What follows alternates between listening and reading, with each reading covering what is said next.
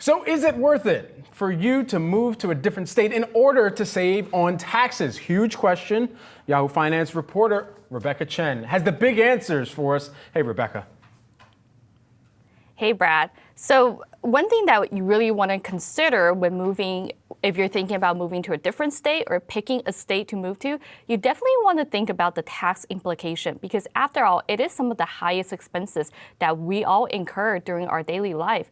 And I do want to touch on two kinds of taxes that everybody should really look into before making that move. And the first is property tax, and then the second, as we all know, is state income taxes. So let's dive into property tax a little bit. Across the nation, we all have different property taxes in different states, different regions, even cities. And all of these places, as you can see on the chart here, they are charge you different prices for your home. And if you really look into the numbers, we can see that New Jersey and Illinois has some of the highest effective property tax rate in the nation, while Alabama and Hawaii has some of the lowest effective property tax in the nation. But aside from just looking at the rates, you really want to look at their median home prices and apply that to the rate to see how much you are expected to pay on your property taxes each year before you make the move. So definitely look into the rates of the area or state that you're interested in, because that is going to impact how much you're paid every year on your home.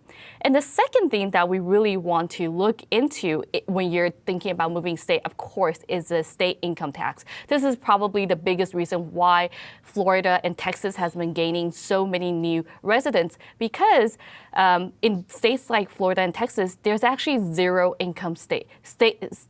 state income taxes. That means when you move there, all you have to pay for is the federal taxes and you're good.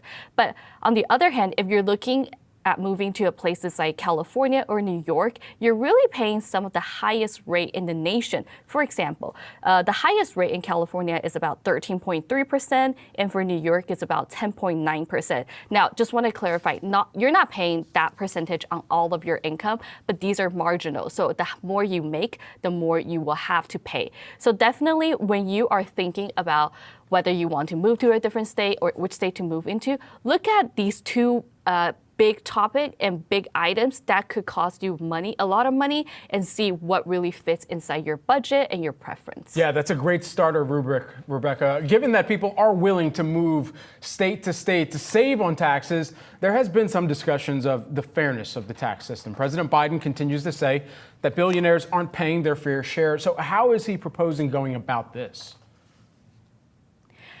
During his last State of Union address, he did mention something about the billionaire tax. So this is not something new. He has been sending the same message throughout his term. And what it basically is that he wants to impose a 25% minimum tax on people who have 100 million or more in assets. So we don't really have that much information on exactly what this means right now, whether we are taxing unrealized gains or whether we're taxing income. It is something that is a continuing development. But I think what is very interesting is that we have been looking on some data and polls, and it shows that almost 70% of Americans, in swing states, they do support some kind of legislation where our government would tax the rich a little bit more. But how much that is, how we're going to tax that, or who is considered the rich, we don't quite know that yet. But this is it's a very popular hot topic in Washington right now. Yeah, really important for voters across party lines, it seems, increasingly based on that poll that you just cited. Rebecca, thanks so much. Appreciate it.